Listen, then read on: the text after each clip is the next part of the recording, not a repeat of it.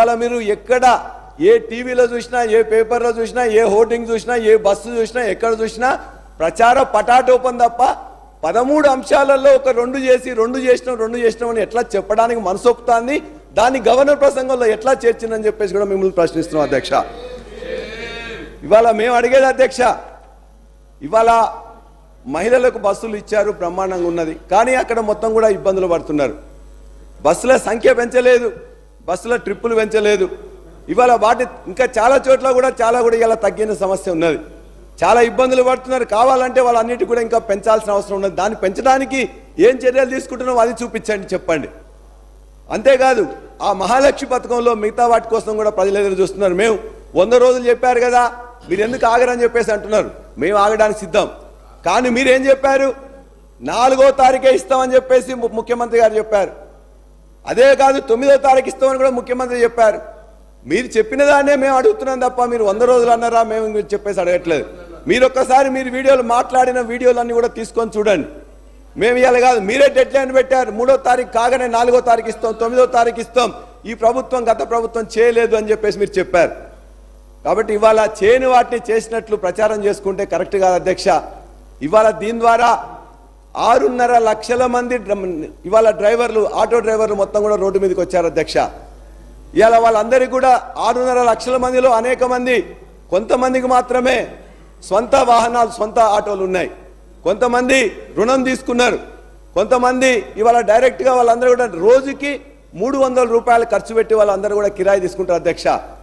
ఇవాళ నిన్నటి వరకు 21 మంది ఆటో డ్రైవర్లు ఆత్మహత్య చేసుకున్నారు. ఏ మహిళలకైతే ఉచితంగా మీరు ప్రయాణం చేయాలని చెప్పేసి ఒక గొప్ప వరం ఇచ్చినని చెప్పి మీరు భావిస్తున్నారో, ఈ యొక్క 21 మంది డ్రైవర్ల యొక్క భార్యలకు కూడా మీరు ఖచ్చితంగా ఎక్స్గ్రేషియా 20 లక్షల రూపాయలు ఎక్స్గ్రేషియా చేయాలని చెప్పేసి వారి తరఫున కోరుతున్నా అధ్యక్ష.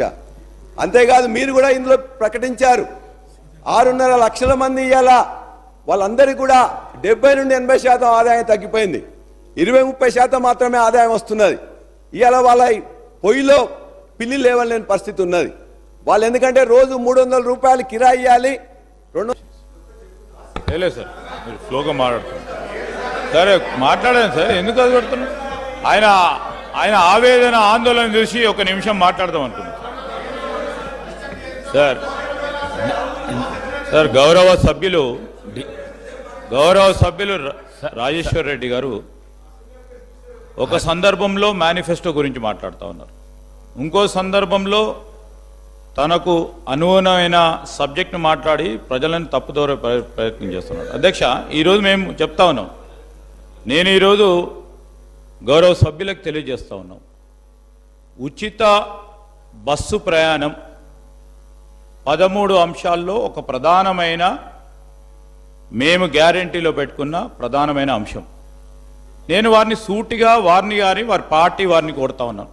ఎందుకంటే రాజకీయాలకు సంబంధించి ఏదైనా ప్రజలకు ఉపయోగపడే ఒక విధానపరమైన నిర్ణయం తీసుకున్నప్పుడు వారు వ్యతిరేకమా లేకుంటే అనుకూలంగా చెప్పాల్సిన అవసరం ఉండేది. మేము ప్రవేశపెట్టిన బస్సు ప్రయాణం, ఉచిత బస్సు ప్రయాణం టీఆర్ఎస్ పార్టీ, బీఆర్ఎస్ పార్టీ వ్యతిరేకమా అని ఒక స్టాండ్ చెప్పమని కోరుతా ఉన్నా అధ్యక్ష. రెండోది అధ్యక్ష, ఆనాడే మేనిఫెస్టోలో పెట్టినప్పుడు చిన్న చిన్న సమస్యలు ఏర్పడతాయని ఆటో డ్రైవర్లకు సంబంధించిన సంక్షేమం కూడా మా బాధ్యత.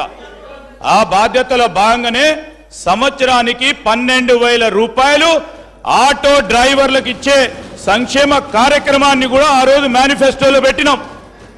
వారికి సార్ 100 రోజుల్లో ఇవన్నిటిని కూడా మొదలు పెడతాము అని చెప్పిన ఓపిక లేకుండా ఈరోజు ప్రజలను ప్రక్కదారి పట్టించేందుకు ఈరోజు ప్రతి సందర్భంలో కూడా 100 రోజులు కాకపోయినా ఇంతకుముందు మా సోదరులు శ్రీనివాసరెడ్డి గారు చెప్పినట్టు 48 గంటల్లో పడినే మా బాధ్యత భాగంలో ఈరోజు 13 అంశాలకు సంబంధించి 2 ప్రధానమైన వాగ్దానాలు అమలు చేస్తామంటే వీరు ఖచ్చితంగా అమలు చేశారు. ఇంకా చేయాల్సింది ఇంకా కూడా 60 రోజులు కాలే అని మంచి సలహా సూచనలు ఇస్తామని మేము ఆశిస్తా ఉన్నాం అధ్యక్ష.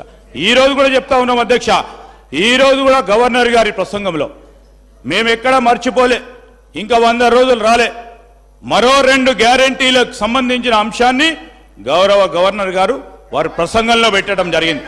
ఈ రోజు మేము చెప్తా ఉన్నాం అధ్యక్ష, ఈ సభాముఖంగా కూడా చెప్తా ఉన్నాం, ఆటో డ్రైవర్లకు సంబంధించిన సంక్షేమం మా ప్రాధాన్యత, మా బాధ్యతగా ఖచ్చితంగా చెప్తా ఉన్నాం. వారికి కూడా అభయం ఇస్తా ఉన్నాం. ఆటో డ్రైవర్లకు సంబంధించిన సంక్షేమం ప్రధానమైన బాధ్యతగా ప్రాధాన్యత ఇచ్చి రాబోయే బడ్జెట్లకు సంబంధించి వారికి ఇస్తామన్న 12,000 రూపాయలు ప్రతి సంవత్సరం ఖచ్చితంగా ఇవ్వటం జరుగుతుందని మీ ద్వారా వారికి తెలియజేస్తా ఉన్నది.